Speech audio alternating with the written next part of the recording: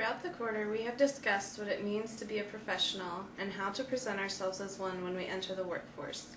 As I prepare to become a middle school teacher, I will not only change the way I dress to look like a professional, but I will also transform the way I present myself in and out of the workplace. So as I discuss what it means to be a professional, I will be giving this college graduate a professional makeover. First, I will add this blouse to my professional's outfit.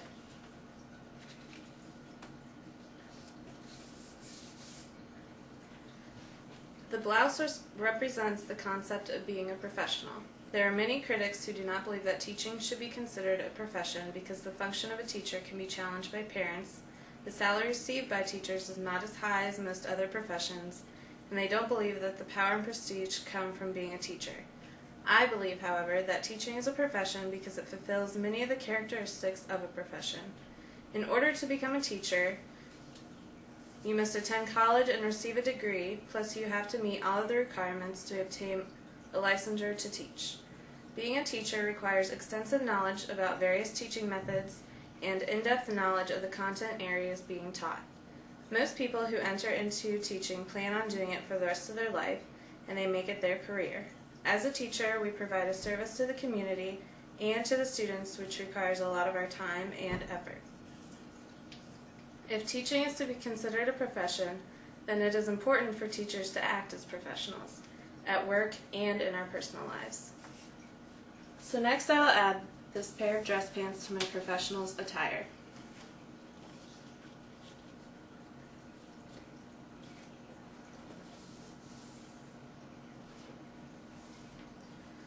The pants represent the concept of conducting oneself as a professional. It is just as important to behave professionally outside the classroom as it is inside the classroom. It is important to maintain a professional demeanor in and out of school because parents in the community are expecting us as teachers to teach their children and shape them into future upstanding citizens. A rising issue regarding teachers' professionalism is associated with social networking sites such as Facebook, Twitter, and MySpace. If you are going to have a social networking profile, you want to make sure it represents you as a professional because you can't be sure if students or their parents will see it.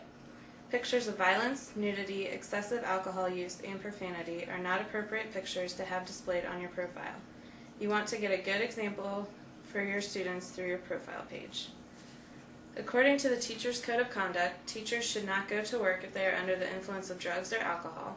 Teachers should not commit crimes such as theft, murder, or selling drugs and alcohol to their students. It is also important to be truthful with your employer about any past felonies, because if a teacher gets caught lying on their application, then their employer has grounds to dismiss them as teachers. It is important to maintain appropriate relationships with your students and their parents. A teacher should never date or hook up with any of their students. This is very unprofessional and the teacher could lose their license to teach. Following these guidelines will help my graduate and I act like professionals in and out of the workplace. Following along with conducting myself as a professional and maintaining appropriate relationships with my students and their parents leads me to the next article of clothing, a shoe, which represents synergistic relationships. Creating and maintaining synergistic relationships between the administration, coworkers, students, and families are important. Creating a strong bond with the administration and your coworkers will help everything run more smoothly in a school. These synergistic relationships would help keep everyone on the same page and update on what was happening throughout the school. Maintaining a good relationship with your coworkers will open the way for collaboration. It is important for teachers to work together when creating lesson plans or dealing with a difficult child because everyone can give their insight from their own areas of expertise and experiences. Synergistic relationships with your students are important as well because they will trust and respect you more if they can communicate with you freely. They will be more likely to come to you if they are struggling with something and need help if the line for communication is open. Synergistic relationships with parents and families increases communication about their student. Keeping an open line of communication will help make standards and expectations clear between the parent and the teacher. Teacher-parent relationships are also important because the parents and family have a lot of impact on their child's learning, leads us to the next shoe for our graduate's outfit.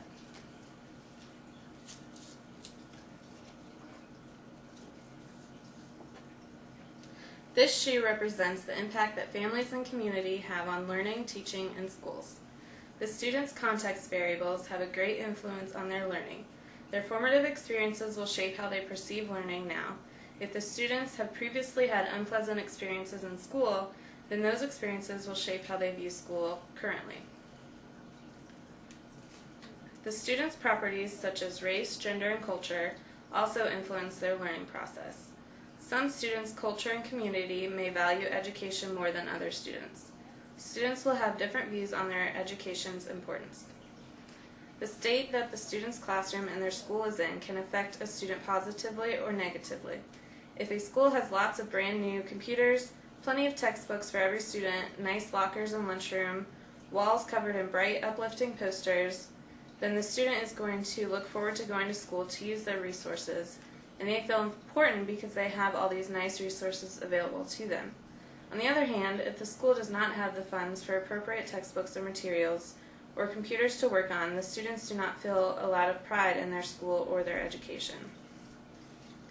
As a teacher, I will also affect my students' learning. My prestige variables have shaped who I have become as a teacher, such as my past experiences with education, where I am from, and what schools I went to also affect how I teach and what experiences and skills I bring with me to my future class. The next article of clothing that my graduate needs is a jacket, which represents gathering and using data in the classroom.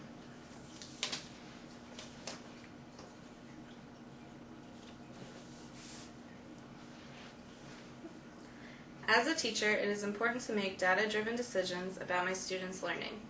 Data-driven decision-making can improve my teaching to better serve my students. In order to use data-driven decision-making in my classroom, I must create a SMART goal that is specific to my students and attainable to reach. Once I create my goal, I need to conduct formative assessments to track my progress. When the results are in, I can begin using my data collected to critique my teaching methods to fit with what works for the students' learning. It is important for teachers to consistently examine what they do and adjust it to improve as a teacher, and they will see their students' learning improve.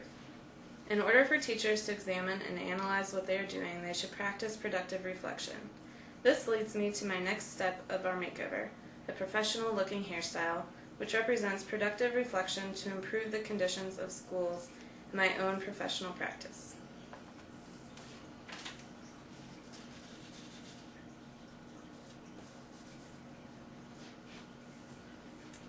It is important to practice both reflection on action and reflection in action. Reflection on action is used by teachers when they are sitting at their desk at the end of the day and thinking back on how the day's activities went and how the students responded to them. This is when the teacher may decide a specific activity didn't go over well with their students, or if there is a topic that the students are still struggling with and the teacher needs to come up with a new way to approach the subject. Reflection in action is used by teachers during their instructional time with the students. The teacher may want to know how their students are feeling about the topic that they just covered in class. The teacher could have the students give her a thumbs up or a thumbs down depending on how the students feel about the material. The teacher then knows how the students are feeling and can use that to reassess what she needs to do next. These different types of reflection enhance teachers' critical thinking skills and foster professional growth and development.